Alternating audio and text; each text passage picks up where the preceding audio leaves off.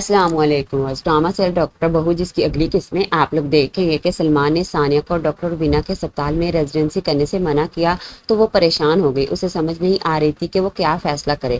وہ اپنی بہن کو فون کر کے کہے گی کہ مجھے تم سے ضروری بات کرنی ہے۔ دونوں کسی ریسٹورینٹ میں ملتی ہیں۔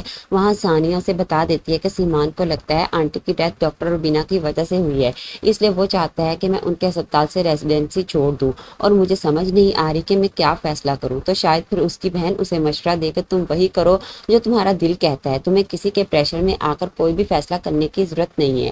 ادھر سلمان جو ثانیہ کو لینے کے لیے ڈاکٹر ربینہ کے اسپتال جاتا ہے تو وہاں سے اسے پتہ چلے گا کہ ثانیہ تو آج ہاسپٹل آئی ہی نہیں ہے۔ وہ واپس جانے لگا تو اس کی ملاقات ڈاکٹر ربینہ سے ہوئی۔ شاید ڈاکٹر ربینہ اسے سوال کریں کہ اتنے دن ہو گئے ثانیہ کیوں نہیں آ رہی، جس پر سلمان انہیں کہہ دیتا ہے کہ ثانیہ اب یہ ریزیڈنسی کنٹینیو نہیں کرے گی۔ تو ڈاکٹر ربینہ حیرانی سے کہتی ہیں کہ کیا یہ ثانیہ کا فیصلہ ہے؟ تو سلمان انہیں کہہ دے گا کہ یہ میرا فیصلہ ہے اور میں جانتا ہوں کہ ثانیہ میرے فیصلے کے خلاف نہیں جائے گی۔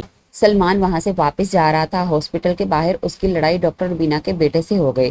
ثانیہ اس وقت ہاسپٹل آ رہی تھی۔ وہ ان دونوں کو جھگڑا کرنے سے روکے گی اور سلمان سے کہتی ہے کہ میرے گلے پر اتنا پاؤں مت رکھو کہ میرا سانس بند ہو جائے۔ یہ کہہ کر ثانیہ ہاسپٹل کے اندر چلی گئی۔ اب ثانیہ سلمان سے ناراض ہو کر اس سے کمرہ الگ کر لے گی اور گیسٹ روم میں شفٹ ہو جائے گی۔ سلمان کو جب پتا چلے گا کہ ثانیہ نے کمرہ الگ کر لیا ہے تو وہ ثانیہ کے روم میں جا کر اسے منانے کی کوشش کرتا ہے اور اسے کہتا ہے کہ یہ مت سمجھنا کہ میں تم سے تمہارا کچھ چھین رہا ہوں، میں تو تمہیں بس اس عورت سے بچا رہا ہوں جس کی وجہ سے ہمارا گھر بکھر گیا۔ بہت سوچنے کے بعد شاید ثانیہ اپنا رشتہ بچانے کے لیے ڈاکٹر ربینہ کے اسپتال سے ریزائن کرنے کا فیصلہ کر لے۔ وہ ڈاکٹر ربینہ کو جب اپنا ریزگنیشن لیٹر دے گی تو وہ بہت حیران ہوتی ہیں اور شاید ثانیہ کو سمجھائیں کہ تم فرین والی غلطی مت کرنا، تمہارے پاس ابھی بھی وقت ہے، تھوڑا سوچ لو۔ اس لیے ثانیہ اپنا ریزگنیشن لیٹر واپس لے جائے گی۔